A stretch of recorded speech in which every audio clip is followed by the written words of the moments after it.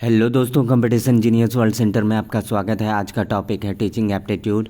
Previous class में कुछ question पढ़े थे, कुछ क्वेश्चन आज पढ़ेंगे। चलिए स्टार्ट करते हैं। वर्तमान में किस प्रकार की शिक्षा छात्रों तथा समाज के लिए लाभप्रदायक है? पहला है विशेषज्ञता प्रदान करने वाला शिक्षा, दूसरा है रोजगार परक व्यावसायिक शिक्षा, तीसरा है प्रौद्योगिक ज्ञान देने वाला शिक्षा और चौथा है नैतिक मूल्यों का उजागर करने वाला धार्मिक शिक्षा। तो इसका जो राइट आंसर होगा वो होगा ऑप्शन बी होगा।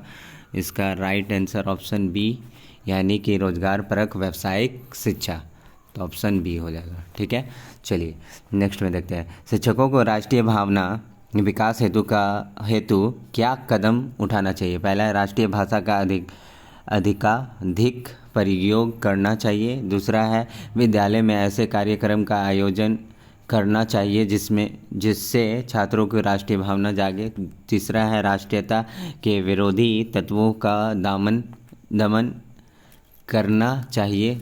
और चौथा है पूरे राष्ट्र के लिए एक ही जैसा विषय वस्तु की वकालत करनी चाहिए। तो इसका जो राइट आंसर है ऑप्शन बी है। तो विद्यालय में ऐसे कार्यक्रम का आयोजन करना चाहिए जिससे छात्रों की राष्ट्रीय भावना जागे। तो ऑप्शन बी हो जाएगा इसका राइट आंसर। चलिए नेक्स्ट में देखते हैं। प्राथमिक स्तर तक बच्चों के शिक्षक महिलाओं द्वारा ही दी जानी चाहिए। क्यों?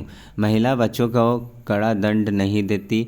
महिलाओं को घरों में बाल मनोवैज्ञानिक अपेक्षाकृत अधिक एवं प्रत्यक्ष अनुभव होता है। तीसरा है महिलाओं में बच्चे अपनी अपनी माताओं का लक्षण पाते हैं। और चौथा है शिशुओं को महिलाओं से डर नहीं लगता।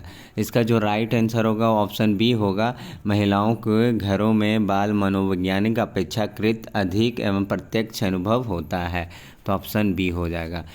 ठीक है, यदि आपके अंदर ऐसी कोई बुरी आदत है जिसका छात्रों द्वारा अनुकरण करना आप अच्छा नहीं समझते, तो आप क्या करेंगे? पहला है कम से कम छात्रों को समक्ष आप उस आदत को नहीं आने देंगे। दूसरा है आप छात्रों को बताते रहेंगे कि ये बहुत बुरी आदत है।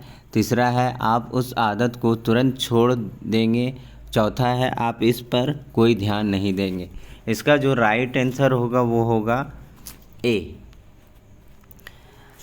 कम से कम छात्रों को समक्ष आप उस आदत को नहीं आने देंगे। ठीक है, नेक्स्ट में देखते हैं।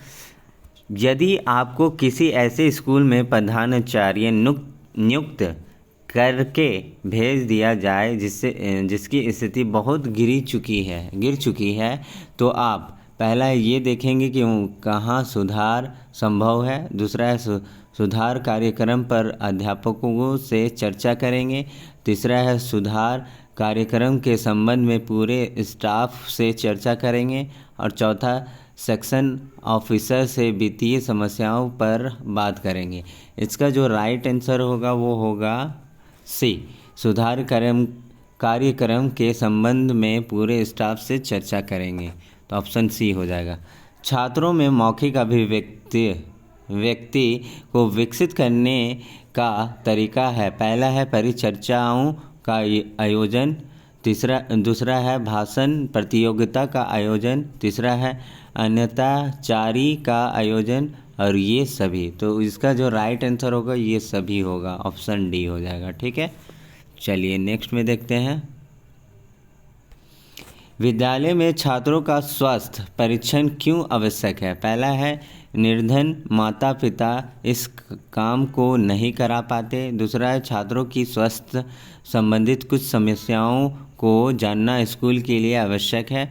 और तीसरा है ये विद्यालय का भी दायित्व है। और चौथा इनमें से कोई नहीं। तो इसका जो राइट आंसर होगा वो होगा ऑप्शन बी होगा। छात्रों की स्वास्थ्य संबंधित कुछ समस्याओं को जानना स्कूल के लिए आवश्यक है। तो ऑप्शन बी हो जाएगा इसका राइट आंसर। कक्षा के प्रति कमज़ोर छात्रों के लिए अध्यापक को क्या करना चाहिए? पहला है खाली समय में उनकी मदद करनी चाहिए। दूसरा है उन्हें ट्यूशन पढ़ाने की सलाह देनी चाहिए। तीसरा है परीक्षा में फेल होने के डर से उन्हें कक्षा से निकाल देना चाहिए। ये सभी।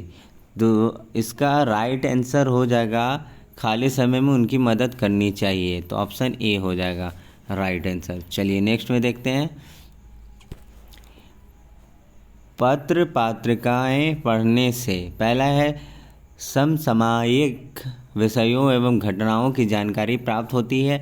दूसरा है अध्ययन की आदत का विकास होता है। और तीसरा है उपयुक्त दोनों होता है या इनमें से कोई नहीं। इसका जो राइट आंसर होगा वो होगा उपयुक्त दोनों होगा, यानी कि सी ऑप्शन हो जाएगा। ठीक है। कौन सा पाठ आसानी से पढ़ा और याद कर लिया जाता है? पहला है जो अत्यंत सरल हो। दूसरा है जो विद्यार्थी की रुचि के अनुकूल हो। तीसरा है जो मूर्त रूप से प्रस्तुत किया गया हो। और चौथा है इनमें से कोई नहीं। इसका जो राइट आंसर होगा जो विद्यार्थी के रुचि के अनुकूल हो, तो बी आंसर हो जाएगा। तो उम्मीद करता हूँ वीडियो पसंद आया होगा, तो प्लीज़ लाइक करें, शेयर करें एंड सब्सक्राइब करना ना भूलें। सब्सक्राइब करेंगे तो आपको नोटिफिकेशन मिलेगी। और 2024 21 अप्रैल बीएड एंट्रेंस एग्ज़ाम आपका बेहतर जाए।